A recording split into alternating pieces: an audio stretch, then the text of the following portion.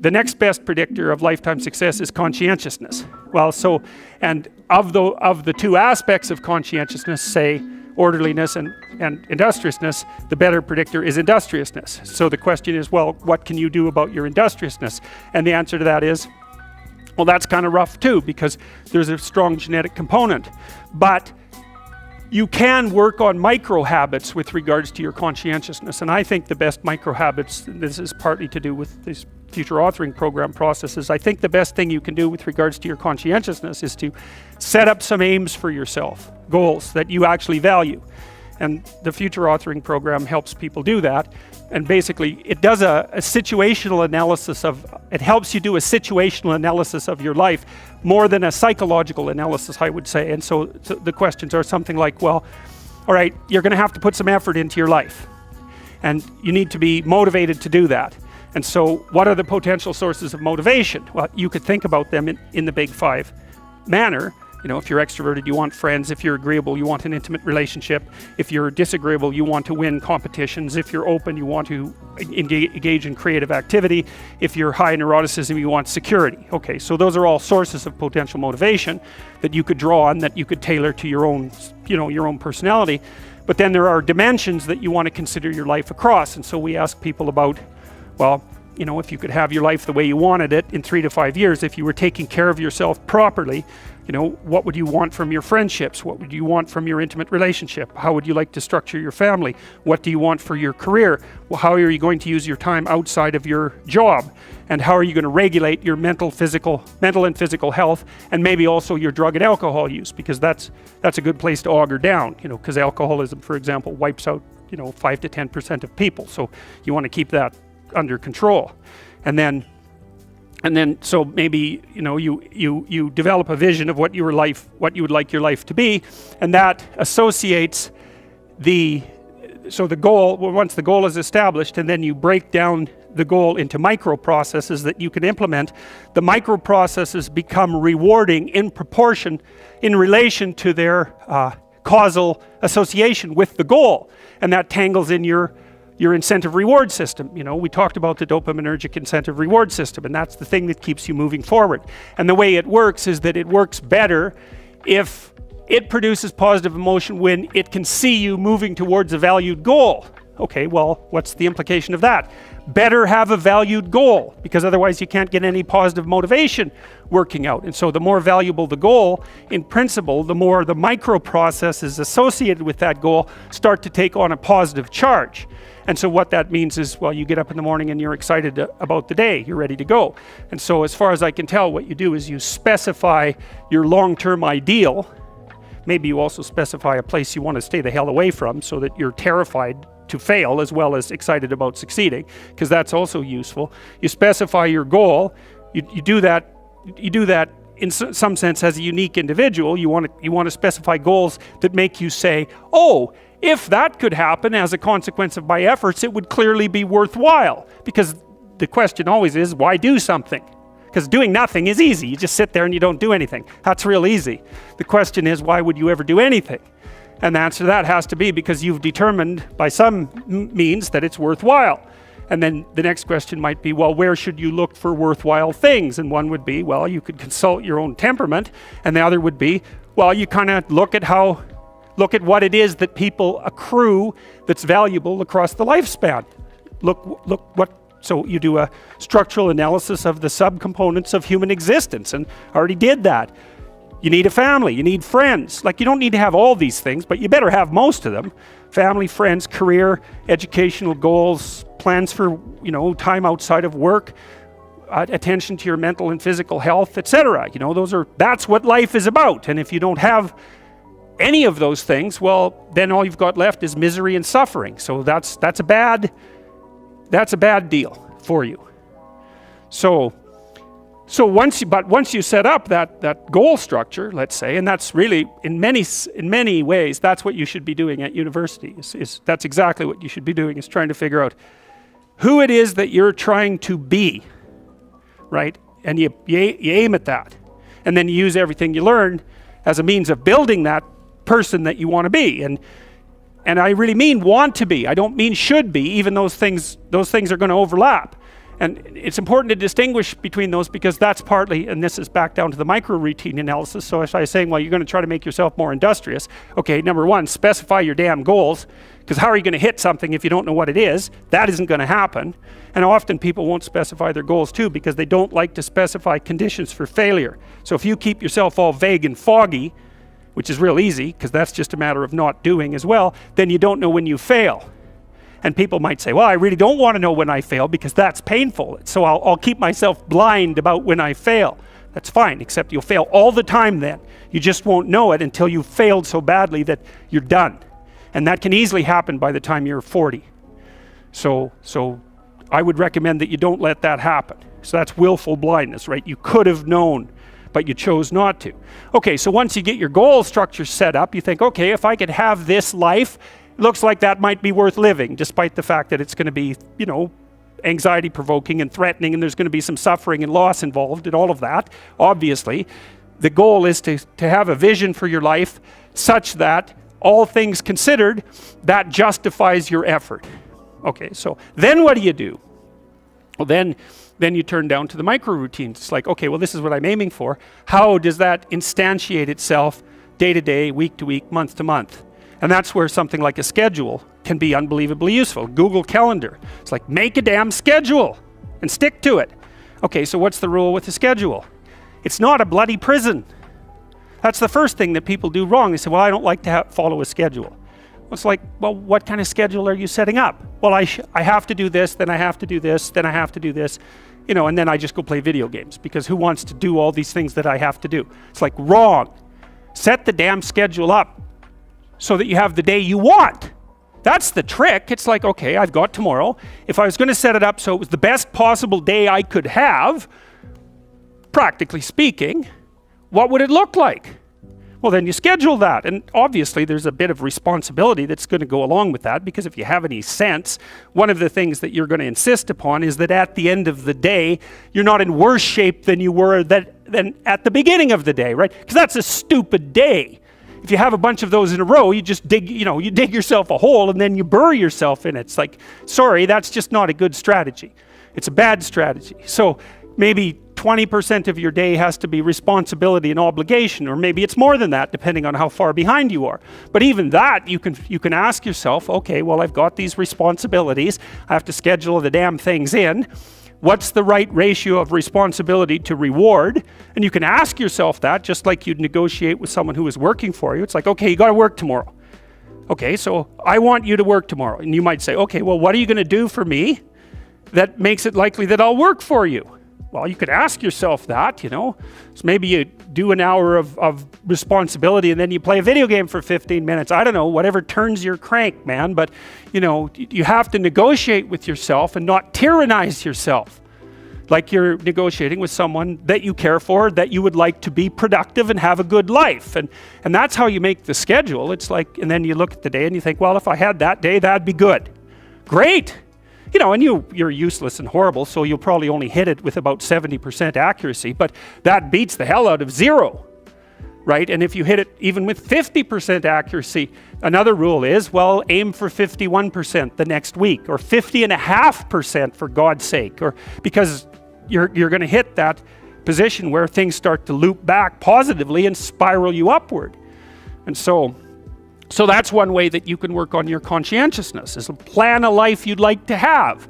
And you do that partly by referring to social norms. That's more or less rescuing your father from the belly of the whale. But the other way you do that is by having a little conversation with yourself about, as if you don't really know who you are, because you know what you're like. You won't do what you're told. You won't do what you tell yourself to do. You must have noticed that.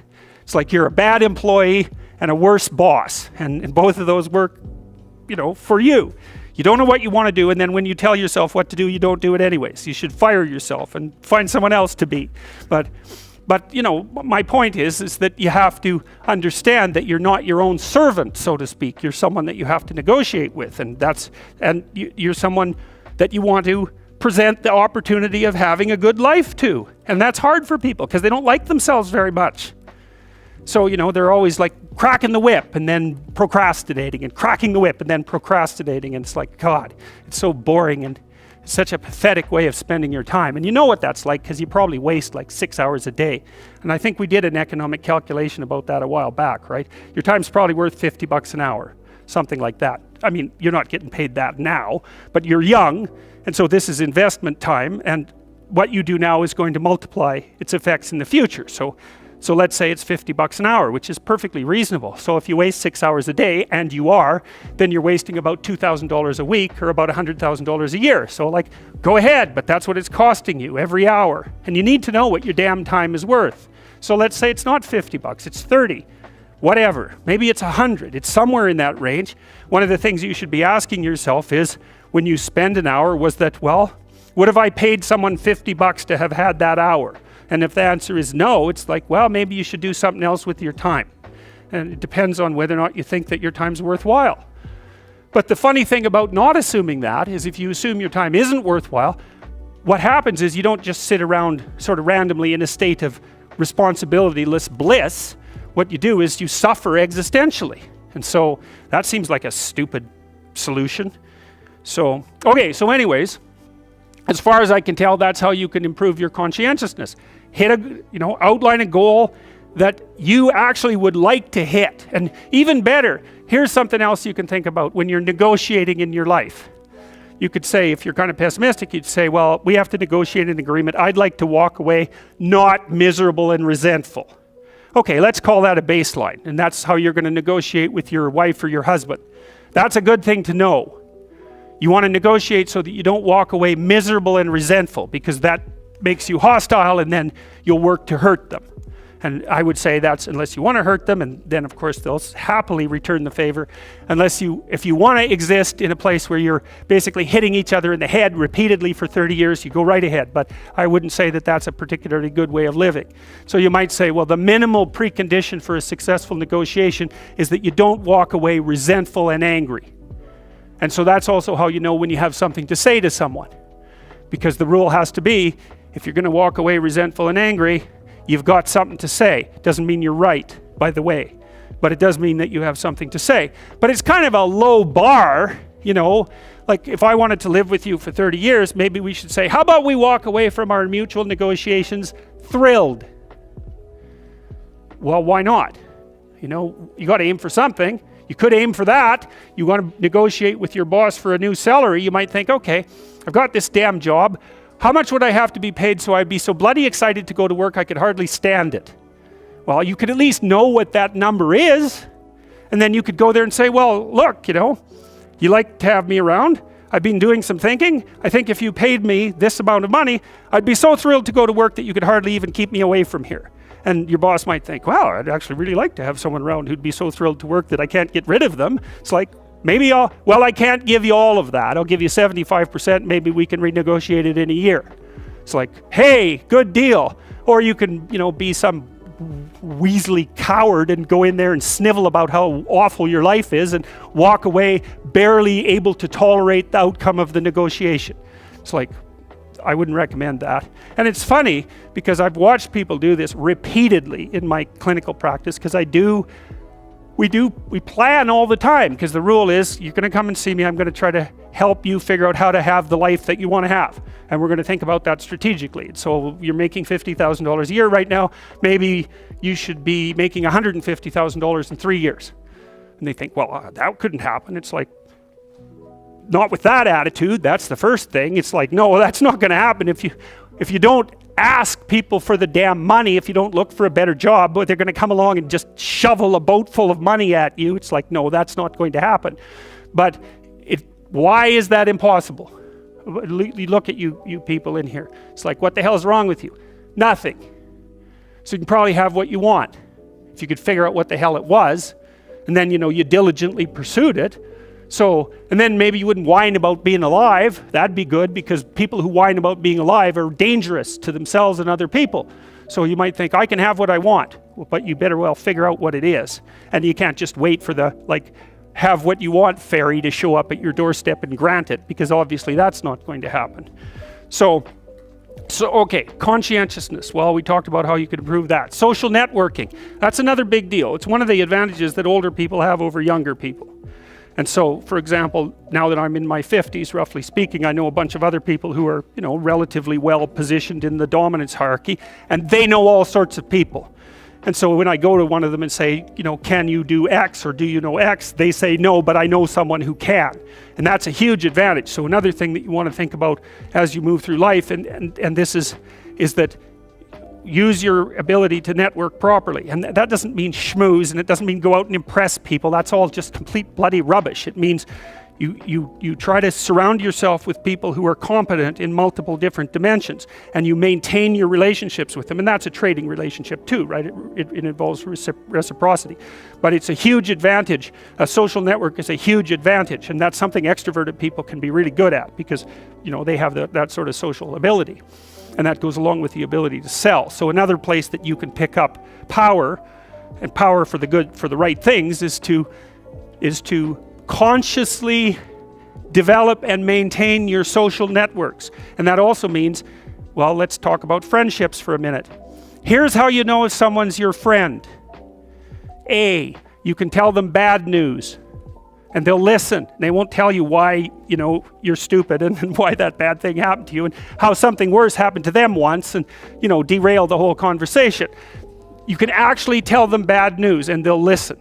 So that's a good thing. And then this is a weirder thing. You can tell them good news and they'll help you celebrate. And that's a really good way of deciding who you should have around you, because if you have someone around you, something good happens to you and you're kind of afraid to even admit it because, God, something good happened to you. It's like, you let that be known and it'll certainly be taken away. So, you come out and you sort of tell someone half-heartedly that something good happened to you, and they give you a whack and then talk about, the great thing that happened to them 3 years ago, or worse, the great thing that happened to someone that they knew 3 years ago. It's like, go away from that person. They're not helpful to you, and they're not helpful to themselves either. And so you want to surround yourself, you got to think about this. You got to surround yourself with people who want the best for the best part of you. You can hang around with weasels and losers that are trying to pull you down to justify the fact that they're spiraling downhill as well. And the upside of that is you don't have to have any responsibility, and you can all whine about how wretched life is, so that's pretty attractive. But I would say it's also a bad medium to long-term plan. And so it's acceptable and desirable to try to surround yourself with people who are facilitating your development. And you might say, well, I've got people around, I know them well, they're not doing that well, and they don't fit into that category. It's like, what's your point? What are you going to do with them exactly? If they'll listen and cooperate with you and move towards a better future, great. If they don't pay any attention and they keep doing the same damn things over and over and they're not going anywhere and it's painful, then maybe the proper thing to do is say, you just have your misery. I'll go off and have my life. And maybe you'll wake up at some point in the future and think that's a better way of being. Because just putting up with it is, well, they call that enabling, right? You put up with that sort of behavior, you're providing tacit consent for it and even tacit approval. It's like, it's a bad idea. You have, I would say, both the right and the responsibility to surround yourself with people who are good for the best part of you. And that's not the same as, I don't have to elaborate on that. You can figure out what that means. Skills, that's another thing you can do if you want to increase your probability of success. Every time you have an opportunity to take an opportunity that would provide you with a new skill, do it, right? Learn to program, learn to write, learn to read new things, learn to public speak, learn how to introduce yourself to people, learn how to social network, learn how to go talk to your boss in a manner, this is the right way to go talk to someone who's supervising you. I see this problem, and here's a solution, and so I'm coming to talk to you about the problem and the solution. It's like that person is going to want to talk to you a lot. It's like, because the other people they're talking to are going to come and say, I've got a problem. Can you do something about it? It's like they don't want to do something about it. They already got 50 things to do, So if you're the person who constantly brings forth a problem, even if they're accurate problems, is why are they going to want to have you around? You're just another problem. Don't be a problem for the people who want to give you money. That's a good rule of thumb, man. If someone wants to give you money, then help them do that. And if they want to give you status and success, then help them do that, right? And you do that in part by bringing them solutions, and partly you do that by developing your skills. And so if things aren't going very well for you, this is also a good way of evaluating an opportunity. Should you take an opportunity? Well, here's the rule. Take the opportunity if it will teach you something that you can use for other opportunities, because then even if it fails, which it probably will, it doesn't matter, because you've accrued something of value that you can bring forward to the next situation. So, there's this old Jungian idea that I told you about in the Chartres Cathedral, for example. The cathedral is made in the form of a cross, and the cross signifies the center of the world, and the dome signifies the sky. And so right below the dome at the center of the world, and it's a cross because the cross is the place of suffering. So that's the center of the world, because that's what you are. You're the place of suffering, right? You're the place of conscious suffering. That's the center of the world. And so inscribed on the floor is a maze, and it's a big maze, and it's a mandala, and there's a kind of a flower-shaped resting place right in the center. And what you're doing is walking in the maze, and you walk all 4 quadrants, and you get to the middle, which is where you want to be. You want to be in the middle. Well, how do you get there? You walk everywhere. And what does that mean? It means every bloody time you're offered an opportunity, take it and develop your skills. And that's better than wealth, by the way. In fact, it actually constitutes wealth, because wealth constitutes what you have when someone takes all your money away, right? That's real wealth. And so the way that you build up that sort of wealth is you turn yourself into someone who's competent in multiple directions. And you can be doing that all the time, right? Especially with the kind of technology that you people have access to. I mean, you can learn anything you want whenever you want. So what a good deal that is, man. And so there's easy fruit hanging that you could pick, and I would recommend that you do that. So here's an example. Let's say you're not doing too bad, so maybe you're in the middle of the normal distribution, then you lose your job. Okay, and let's say you're a conscientious person. And we could say, just for the sake of argument, that you lose your job because of mass layoffs in your company. So it has nothing to do with you. It's fundamentally, it's just like luck of the draw, basically. But then what happens to you? Well, if you're conscientious, you're gonna go after yourself pretty hard. So you're gonna, and especially if you're also high in neuroticism, it's gonna depress you to lose your job. And maybe you're in a situation where you just, for one reason or another, you don't have that many other opportunities. Now, maybe you should have looked for them, but maybe you're in a depressed strata of the economy, or you're geographically located somewhere that makes moving difficult, or so on and so forth, So, but you lose your job, and then you start to get depressed because of that. Well, then as you start to get depressed, it decreases the probability that you're going to look for a job, but it also maybe starts to put stress on your family, and it also starts to decrease the probability that you're going to engage in positive social interaction. So now not only are you unemployed and suffering from economic stress, but your marriage is starting to suffer, and you're starting to isolate yourself from your friends. And then, of course, as your marriage suffers and the stress builds up, then that's going to make you more depressed, and that's going to keep you even farther away from your friends, and that's going to decrease the likelihood that you're going to have enough positive emotion and enthusiasm to look for another job. And then, maybe you want to add a bit of a drinking problem to that just for fun, and you can see that you can get a spiral going that's just taking you down, right? And it's all sorts of things, because lots of times people conceptualize, let's say, you're an unemployed guy and you go to counseling and you get a diagnosis of depression. And the thing about a diagnosis of depression, it's sort of like the assumption is there's something gone wrong with your psychological structure. It's like if you're unemployed and you're depressed, it isn't obvious at all that the problem is in your head. You know what I mean? It isn't even obvious that it's a psychological problem. It's just a problem, and problems can take you out. And so if you're unemployed and you're under economic stress, and your marriage is starting to shake, and you're isolating yourself from your friends, and you're less likely to be motivated to go look for a job, you can sort of think about that as a depressive spiral, but you can also think of it as a conspiracy, in some sense, of external forces that are auguring you into the ground. And we don't tend to conceptualize psychological disorders that way, but we should, because lots of times when people are suffering from something that you could describe in psychological terminology, and depression is a very good example of that, it isn't obvious that there's something wrong with them psychologically. Often they just are in trouble.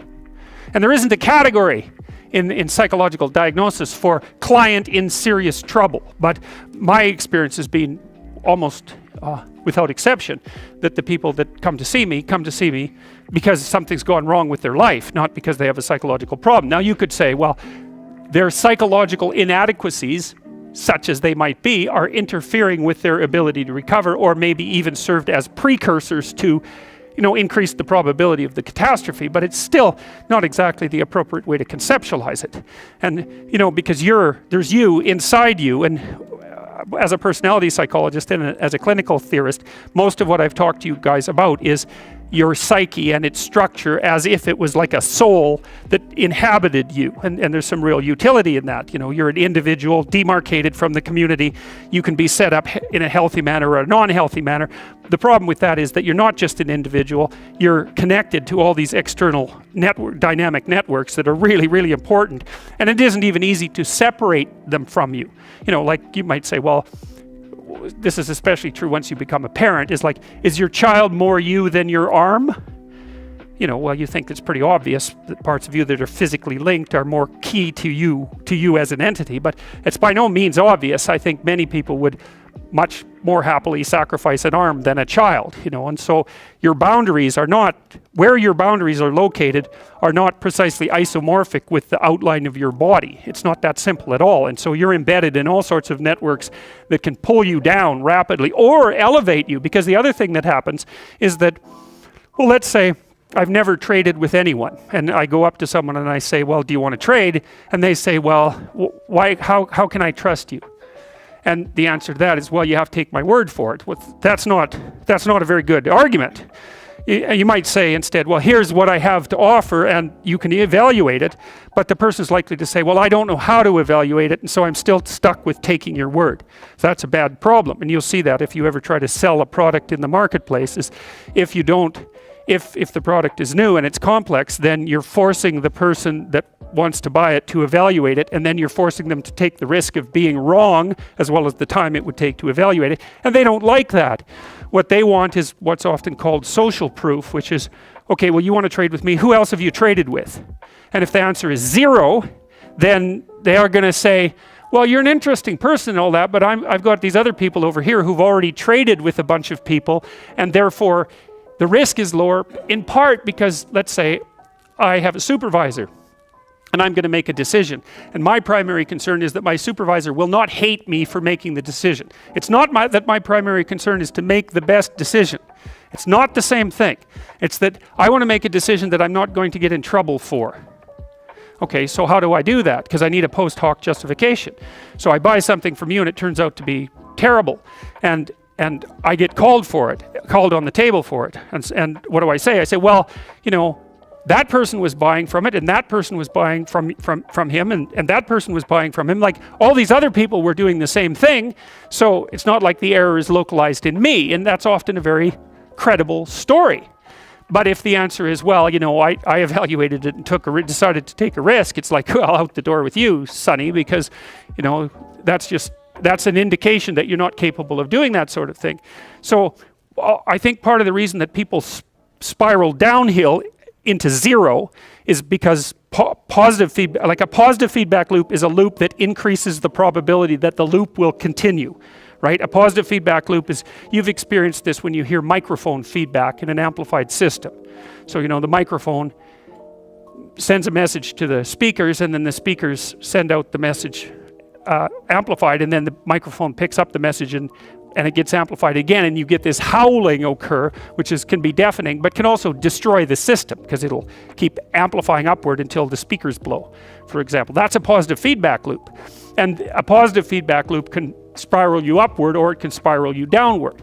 And so a virtuous circle, a virtuous positive feedback loop, is when, well, I've traded with him, and I've traded with him, and I've traded with him, and now I can say to you, I've traded with these 3 people, and you go talk to them and they say good things, and so then you say, well, I'll trade with you, and then because of that, then you're even more likely to trade with me, and it's like the thing starts to spiral uphill, and it does that, I think, in a nonlinear form. And so, because one of the things you guys are going to be asking yourself as you mature, because what's happening is that income inequality is increasing, right? And you might ask, well, why is that? The first thing you need to know is that that's what income does. So it's not like you need an explanation for it. This is the explanation. It's like a natural rule. If you run a trading game to its logical conclusion, one person ends up with all the money and everyone else ends up with zero.